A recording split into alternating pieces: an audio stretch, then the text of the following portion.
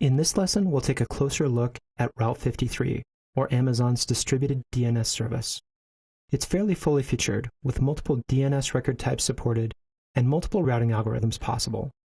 It also allows for resource-level IAM control, and it leverages the same point of presence or POP locations as CloudFront. Currently, that's 37 across the globe. It has HA and low latency baked in. Let's first take a look at exactly what DNS is. You can think of DNS as the phone book for the internet. When I want to send a request to a server, I typically know it by its domain. Well, maybe that's not true in my case because I'm a developer. I know a lot of servers by their IPs, but most folks access by the domain. Computers, on the other hand, have to route to IP addresses. DNS provides that mapping, so when I look up a server by its domain name, I'm routed to its IP address. Route 53 is a distributed DNS service with multiple locations around the globe. So when a user in the US does a DNS lookup, they're hitting a local edge location, and the same for a user in South America and Australia. Route 53 has support for all major record types: A records, SOAs, MX, CNAMEs, and so forth. It also provides Zone Apex to ELB or S3 hosted websites.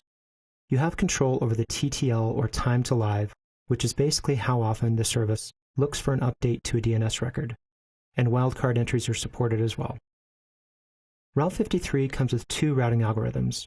You can do weighted round robin, and you can also do latency-based routing, which allows for multi-region and failover. Route 53 failover lets you failover from one region to another. To use it, you first set health checks, which can mimic user interactions like request of a specific URL. You can specify these health checks by IP or domain. When a health check of the primary fails, DNS can redirect to the secondary in another region. It currently doesn't support ELB endpoints, however. The free tier pricing on Route 53 expires July 31st. The pricing model itself is fairly complicated. It depends on the number of hosted zones, essentially the domains that you're hosting, the number of DNS queries, which can either be standard or latency-based routing, which are more expensive, and the DNS failover health checks. Route 53 best practices are DNS best practices. First, set reasonable TTLs. I usually find that about 5 minutes works. And tight security. In Route 53, you can lock IAM access down to either the network team having access to all hosted zones, or certain members of that team only having access to specific zones. Also consider multi-region with DNS failover.